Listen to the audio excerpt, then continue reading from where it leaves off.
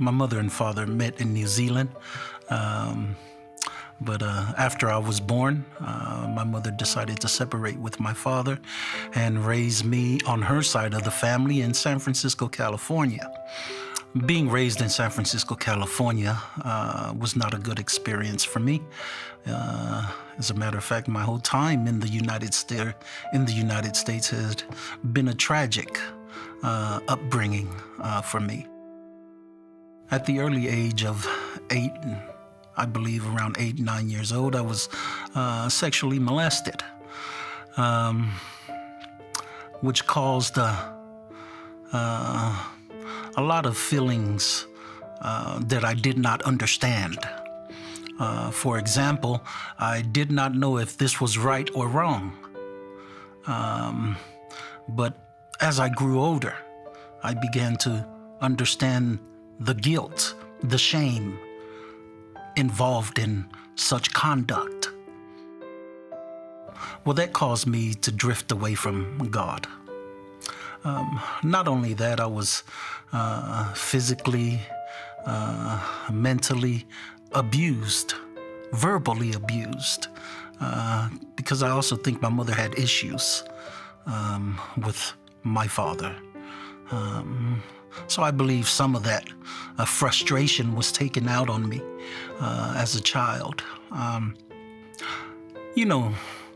Growing up in church, I used to attend Sabbath school, and we used to sing this song that when Jesus in the family, it's a happy, happy home. With Jesus in the family, it's a happy, happy home.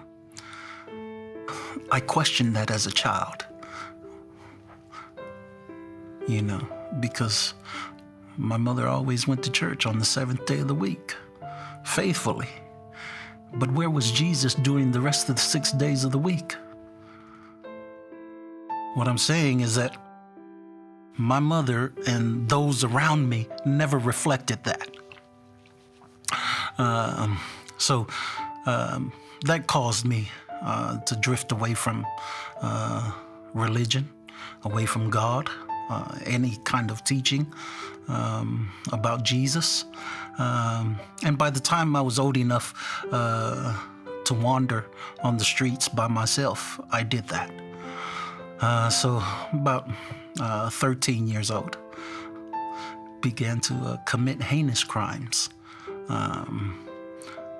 Started off with the simple car theft, stealing, thievery. And then that escalated into more, hardcore crimes, I believe, robbery.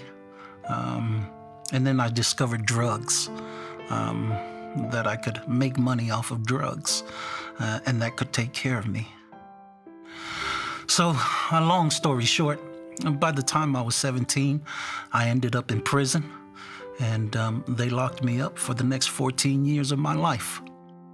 I went to prison in 1993, and they released me in 2007.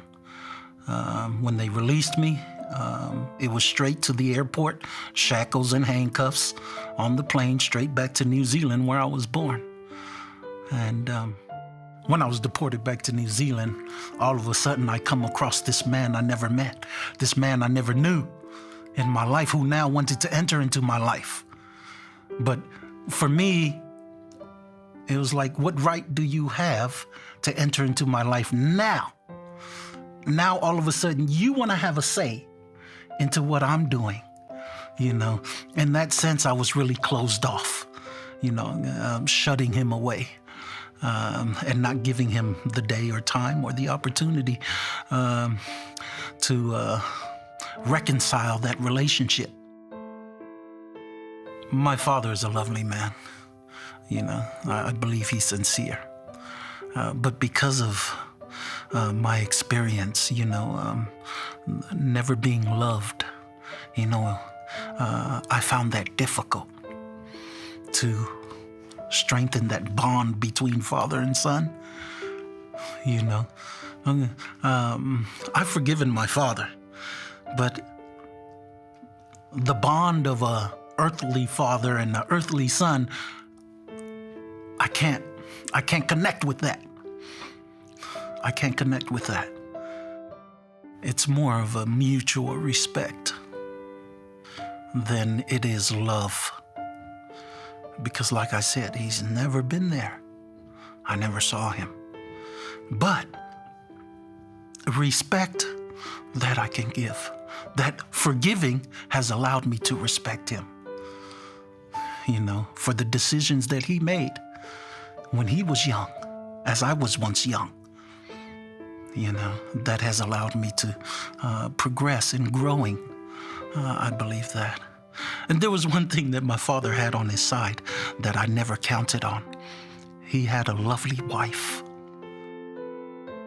And this wife, she showed me something I've never experienced in my life.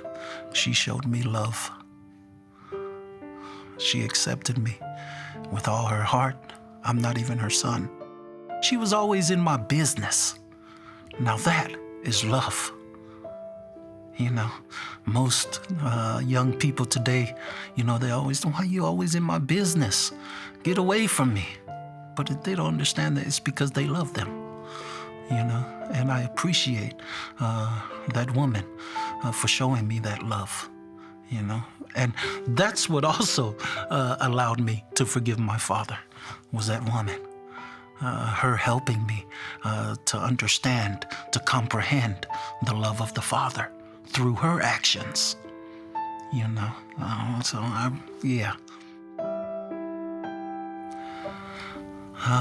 to forgive is, like I said, Jesus found me. And one of the things that I understand about the love of Jesus is that he forgave me as a sinner. And if I am to move forward in his work, I am also to forgive. Yes, it's been a big change in my life. One of the biggest changes is that I'm no longer against the world. Or I used to have that mentality, me against the world. I no longer have that. To say that, is there joy? Is there happiness? Is there contentment in one's life? Is there peace when one forgives? Absolutely, absolutely. I testify that with all my I testify to that with all my heart. I wouldn't be here speaking with you, Lane, had I not forgiven. Yes, I believe.